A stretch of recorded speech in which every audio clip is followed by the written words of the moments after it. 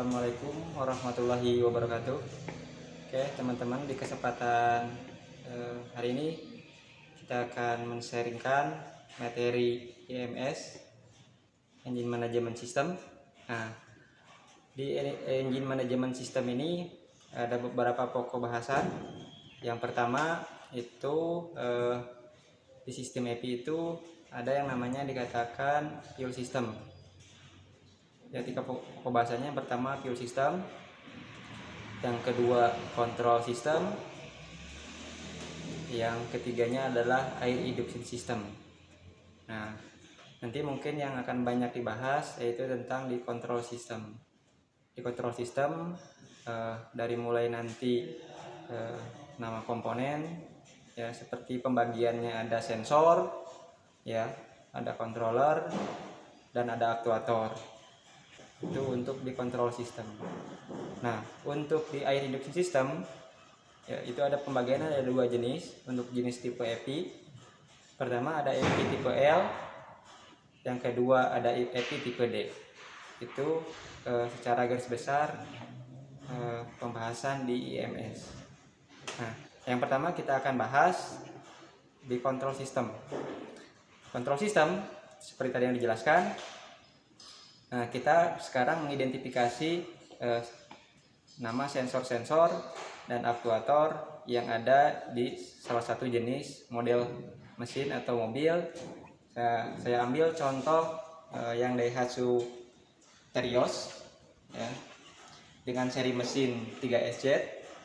Nah, hampir sama dengan seri mesin K3.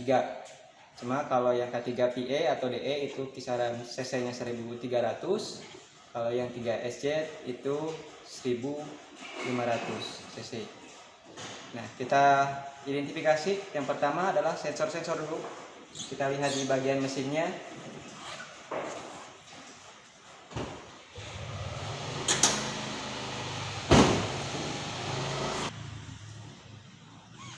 Nah, ini kita di bagian mesinnya, ya. Kita identifikasi. Yang pertama kita mengidentifikasi sensor-sensor dulu. Nah, sensor apa saja yang ada di sini. Nah, dan fungsinya untuk apa? Ya, oke, kita jelaskan di sini.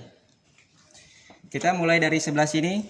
Oke, yang pertama ada MAP atau Manifold Absolute Pressure atau PIM, Pressure Intake Manifold. Ini adalah salah satu sensor untuk mendeteksi kevakuman yang ada di ruang intake manifold.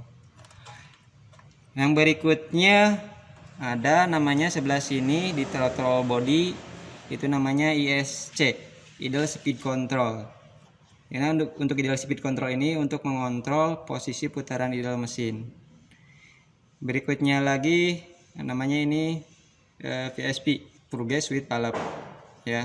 Ini untuk mengontrol, menambah aliran udara yang masuk ke throttle body apabila nanti juga beban berkurang, atau bisa juga nanti untuk kontrol AC. Nah, berikutnya lagi ada namanya TPS di sini dalam, ya. Nah, TPS itu adalah fungsinya Throttle Position Sensor, mendeteksi sudut pembukaan daripada throttle. Itu untuk yang sebelah sini. Nah, untuk yang selanjutnya sebelah sini itu nempel di filter udara, filter housing, itu ada namanya IAT atau intake air temperatur. Dia fungsinya untuk mendeteksi temperatur masuk di filter. Berikutnya lagi ada namanya OCP, ya, Oil Control Valve. Nah, OCP sini fungsinya dia mengatur, sama juga mengontrol aliran atau pelumas ke PPTI. Ini OCP, Oil Control Valve. Berikutnya lagi kita ke sebelah sensor sebelah kanan. Ini ada namanya OX sensor yang terpasang di exhaust manifold. Fungsinya untuk mendeteksi kadar gas buang dari hasil pembakaran di mesin. Berikutnya lagi ada di bawah itu CKP, crank position sensor, ya. Itu untuk mendeteksi sudut putaran poros engkol. Nah, di bagian belakang ada di sebelah sana WTS atau water temperature sensor dan juga CMP, Capsa position sensor. Untuk WTS dia mendeteksi water temperature sensor atau mendeteksi temperatur mesin atau cairan pendingin. Nah, yang CAM-nya atau CMP, Capsa position sensor, itu untuk mendeteksi sudut dari masing-masing derajat panas atau CAMSAP. Itu untuk sensor. Satu lagi tambahannya ada knock sensor, adanya di dinding blok silinder. Itu untuk mendeteksi knocking yang terjadi di blok. Nah, itu posisi di mesin. Nanti bisa kita perjelas lagi. Kita ambil simulasi di unit trainer yang mesin yang ada ini. Saya ulang kembali. Ini TPS-nya, ya. Throttle position sensor. Yang ini PIM atau MAP, manifold absolute pressure atau pressure intake manifold. Yang ini ISC, ya. Nah, terus yang ini OCP, ya, oil control valve. Nah, yang sebelah sini ini adalah knock sensor. Yang tadi di unit nggak kelihatan, posisinya terhalang oleh intake manifold. Nah, yang untuk yang bagian belakangnya yang saya tadi jelaskan, sensor CMP atau cam angel sensor yang ini, ya. Ini untuk cam angel sensor. Satu lagi di sini adalah WTS, ya. WTS yang ini, water temperature sensor, untuk mendeteksi temperatur air pendingin atau mesin juga. Tambahan satu lagi di sini yang CKP. Nah, ini yang CKP, crank angel sensor. Ini mendeteksi sudut daripada poros engkol. Nanti yang akan sensor-sensor tadi akan mengirimkan ke ECU. Jadi dari kontrol sistem ada yang namanya sensor, ada yang namanya controller seperti ini ECU-nya, dan satu lagi itu ada aktuator sebagai pelaksana. Aktuator apa saja? Nah, sekarang kita mulai ke aktuator. Aktuator salah satunya yaitu injektor. Yang berikutnya kedua ignition coil, ya. Nah, coil ini juga sebagai aktuator, dia pelaksana, mendapatkan tegangan output dari ECU nanti untuk membersihkan bunga api di kebusi. Itu ignition coil. Apalagi untuk aktuator yaitu di fuel pump. Fuel pump di sini, ini contoh di alat peraga. Kalau di unit berarti ya di dalam tangki di sebelah sana, ya. Di dalam tangki. Nah, itu contoh daripada aktuator. Jadi nanti teman-teman harus bisa membedakan sensor, macam-macam sensor. Terus yang kedua controllernya yaitu di ECU. Yang ketiga adalah aktuator. Itu di control system. Nah, kalau di air induction system berarti itu untuk aliran pemasukan, ya. Dari mulai udara luar nanti masuk menuju throttle body, menuju intake, menuju ruang bakar. Nah, jenisnya cuma ada dua. Ada EPI tipe L, ada EPI tipe D. Nah, itu sensor nanti untuk mensensor atau mendeteksi aliran udaranya. Ada yang berdasarkan kevakuman, itu jenis tipe D. Yang kedua, untuk tipe L berdasarkan aliran udara yang mengalir atau tipe L. Nah, kita tinggal membedakan, oh ini jenis tipe apa nih. Nah, berdasarkan analisis tadi, dia menggunakan kevakuman di intake manifold. Berarti ini jenis EPI tipe D. Oke, itu untuk kontrol sistem dan air induction system. Untuk fuel system, ya aliran bahan bakar dari mulai tangki sampai ke fuel pump, terus pressure regulatornya di dalamnya, fuel lainnya masuk nanti ke delivery pipe, ya, standby di situ. Nah, dikontrol nanti oleh pressure, pulsation damper, dan pressure regulator, dan standby di delivery pipe. Delivery pipe yang mana? Yang ini. Nah, di delivery pipe atau pipa pembagi di sini. Nah, nanti tinggal keluar ke intake manifold atau masuk nanti ke ruang bakar, itu standby dikeluarkan oleh injektor. Nah, nanti terakhirnya keluar dari injektor untuk fuel system. Nah, itu secara garis besar tentang penjelasan IMS. Nah, di mobil injeksi ini juga ada untuk mempermudah perbaikan apabila terjadi contoh sensor-sensor yang bermasalah. Ya, ada beberapa jenis mobil aktuatornya pun bisa tidak terdetek. Ada juga yang bisa kedetek. Tapi secara umum kalau sensor ada yang bermasalah, dia akan mengirimkan kerusakannya berupa kedipan lampu, atau warning lamp engine, atau namanya juga lampu cek engine. Bila mana lampu cek engine-nya malah nyala pada saat kita mesin hidupkan dijalankan, lampu cek engine tetap nyala, berarti itu ada sebagian sensor yang bermasalah. Ya. Nah, contohnya seperti apa? Nah, nanti kita peragakan apabila terjadi masalah di engine management system. Ya, intinya kalau ada sensor yang bermasalah, berarti nanti lampu cek engine-nya menyala. Nah, dan kita juga akan memperagakan cara perbaikannya seperti apa. Mungkin kita nanti akan dibutuhkan khususnya SST-nya seperti intelligent tester atau scan tool. Oke, sekarang cara mendiagnosis terjadi problem atau masalah di engine management system. Nah, yang pertama kita indikasinya adalah di lampu kondisi mesin, ya, atau lampu peringatan engine atau lampu cek engine, istilah nama lainnya. Nah, kita dapat lihat dari mana?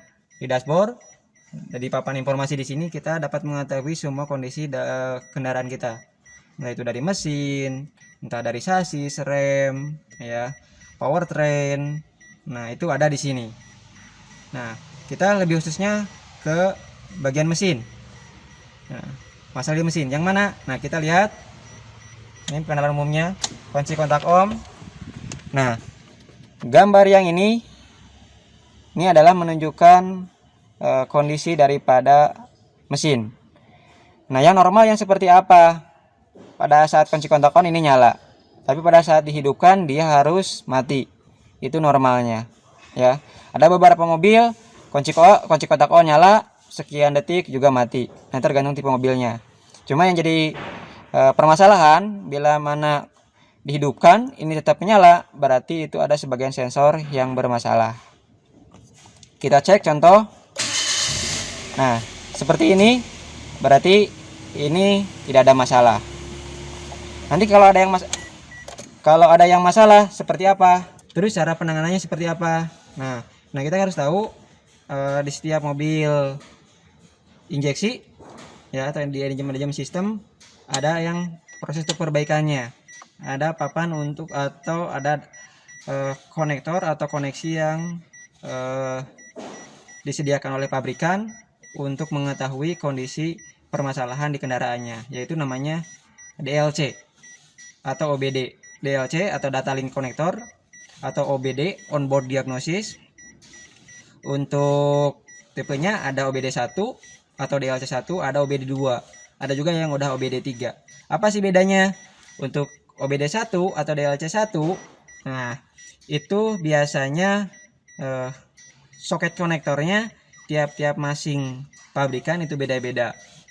Nah, sekarang udah rubah ke OBD2. OBD2 semua konektornya sama, yaitu 16 pin.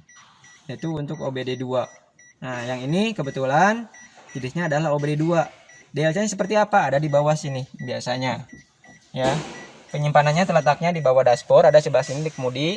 Ada juga untuk yang OBD1 biasanya di mesin, di depan dekat mesin, dekat fuse box, ya. Di JBRB di situ ada dekat. Nah, itu untuk penempatan daripada DLC atau OBD-nya. Nah, alatnya seperti apa yang kita gunakan? Nah, kita lihat cara pengoperasiannya seperti apa, terus apabila terjadi masalah seperti apa. Kita peragakan. Oke, alat bantunya kita untuk men-scan atau mendiagnosis terjadi kerusakan di sistem EPI. Nah, ini kita gunakan engine scanner ya atau intelligent testernya. Kita kebetulan produk pendukungnya ini dari Launch atau dari Crispo, kawan lama ya. Ada yang macam-macam modelnya. Nah, ini soketnya seperti ini dongle-nya, ini kabel konektornya, sambungan untuk permudah. Yang ini motor layarnya isinya. Nah, ini kebetulan sistemnya udah sistem Bluetooth. Jadi kita tinggal pasangkan ini ke unitnya, terus nanti kita men-scan ya. SOP-nya. Nah, berarti masukkan ini alatnya, dongle-nya ke sana, kunci kontaknya di on, baru nanti dihidupkan ini terkoneksikan dengan komputer di mobilnya ya. Terus kita baca data permasalahan yang pertama. Kalau ada masalah berarti nanti kita perbaiki dulu. Setelah perbaiki nanti kita lihat lagi, baca lagi, terus kita hapus. Cirinya kalau udah dihapus berarti tidak muncul lagi di data trouble-nya, data trouble code-nya. Nah, kedua keunggulannya bisa juga untuk mengetahui data list-nya atau setiap sensor yang bekerja itu ketahuan grafiknya berapa nilainya, masing-masing sensor itu akan ketahuan nilai value-nya, entah itu tegangan yang masuk dan yang keluar dan lain sebagainya. Nah, yang ketiga ada beberapa jenis mobil kita untuk mengetes, bisa untuk aktuator tes ya, seperti pompa, lampu cek engine, kipas pendingin kita bisa meng-on dan meng-off-kan. Ada juga beberapa juga ISC stepnya bisa kita naikkan. Nah, itu untuk aktuator tes.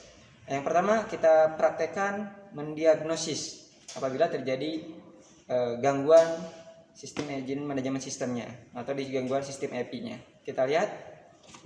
Oke, kita cek. Nah, seperti ini kita lihat. Mesin kita hidupkan ya. Nah, lampu cek engine-nya ini menyala. Berarti ini terjadi trouble di kontrol sistemnya ya. Trouble-nya apa kita tahu. Nah, kita gunakan engine scanner ya. Untuk penggunaan engine scanner bisa kondisi mesin mati, kondisi mesinnya mati tapi kunci kontaknya on ya. Syaratnya kunci kontaknya on, mau on atau mesin hidup boleh itu. Nah, kita peragakan kunci kontak posisi on aja, mesinnya dimatikan.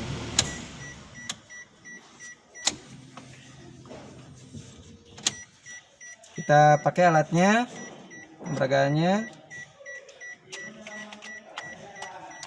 Oke, kita pasangkan dongle-nya ke OBD-nya, bawah dashboard.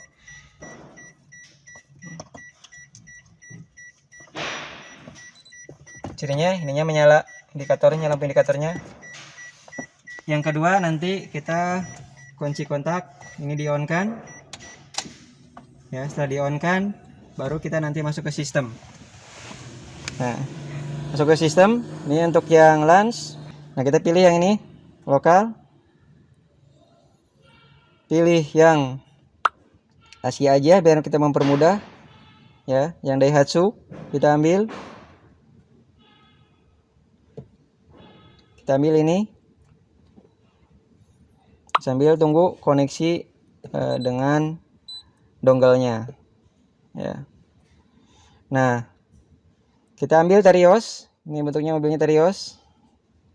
Ini tahun produksinya, seri mesinnya ketiga VE. Nah, kita pilih di sini all system. Nah, kita menjurus di sini ada 5 controller yang disediakan di seri K3 ini. Ada EPI, ada ABS, ada airbag, ada untuk automatic sistem transmisi, ada untuk electronic power steering. Kita ambil ke EPI, ke electronic fuel injection-nya. Nah, kita ambil seperti ini. Kita baca dulu permasalahannya apa yang tadi. Kita akan temukan tadi lampu ceknya nyala. Kita baca hasilnya apa. Nah, oh di sini. Nah, ini problemnya, kode problemnya 0110. P-nya itu powertrain, ini kodenya powertrain berarti ini mesin. Ini nomor kode problemnya. Apa namanya? Udah ditemukan di sini, intake air temperature sensor atau IAT. Nah, kalau sudah ketemu, berarti kita perbaiki dulu sistemnya yang rusak.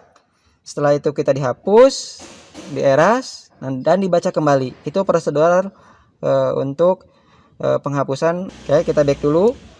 Nah, kita perbaiki. Oke, yang mana nanti intake temperatur tadi udah dijelaskan. Nah, berarti ini yang IAT. Intake air temperatur itu yang ini. Ya. Nah, di IAT ini kita periksa ya, periksa kontinuitas nanti ke sana, ke ECU ini masuknya, dan juga nanti nilai tahan resistansi si IAT-nya. Sesuaikan dengan spesifikasi hasil pengukuran. Oke, setelah kita perbaiki, terus kita coba di clear dulu all memory ya, atau di reset istilahnya. Kita yes, tunggu sampai sukses. Oke, nah ini berarti ini komplit. Nah, kita coba lagi di read poll code ya. Kalau masih muncul berarti masih bermasalah. Nah, oke, ini hasilnya the fault code cannot be found, berarti tidak ditemukan masalah. Oke, tidak ada masalah berarti. Nah, coba kita hidupkan mesin. Nah, ini cirinya harus lampu cek engine-nya harus mati. Oke, nah sekarang kan mati. Nah, berarti permasalahan sensornya udah beres, tidak ada masalah. Nah, itu untuk contoh terjadi permasalahan. Berikutnya kita lihat read data stream.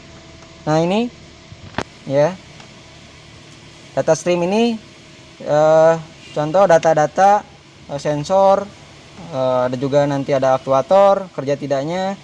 Nah, itu datanya jalannya berapa, value-nya, hasilnya. Maka kita lihat, pilih select all, klik OK. Nah, tunggu nanti dia akan tampil ya. Nah, oke, contoh seperti ini ya. Ini akses signal, elektronik, loadnya, bebannya masih kosong, engine speed, ini RPM idle-nya berapa. Nah, ini contoh seperti ini udah jalan. Terus untuk O2 sensor, pro-nya yang depan, output tegangan yang dikasihnya berapa, ini ada di sini ya. Nanti kita bandingkan dengan data spesifikasi masing-masingnya ya. Terus temperatur masuk 40 derajat, nanti sudut camshaftnya berapa, ISC pembukanya berapa persen ya. Nah, ini yang slide 1. Yang slide keduanya contoh temperatur di mesin berapa, ini 70 derajat, kecepatan sekian, ini posisi diam, ini 0 itu contohnya ya untuk data stream. Oke, berikutnya kita ada lagi reset, ada menu ketiga di current data di sini ada untuk aktuator tes ya. Nah, kita contoh di sini mengontrol fuel pump, bisa on bisa off, kipas pendingin bisa di sini, ini step ISC, ini terminal T, itu nanti lampu di sini bisa kita cek lampunya nyala atau tidak, atau istilahnya bekerja dengan normal atau tidak. Nah, ini untuk VSP tadi Fruga Suite Palap ya. Nah, ini untuk stepannya VSP all semua. Nah, contoh kita di sini lihat tes lampu check engine di sini ya. Nah, pilihannya mau dengan monitoring atau tidak. Nah, kita dengan monitoring ya. Nah, contoh ini on.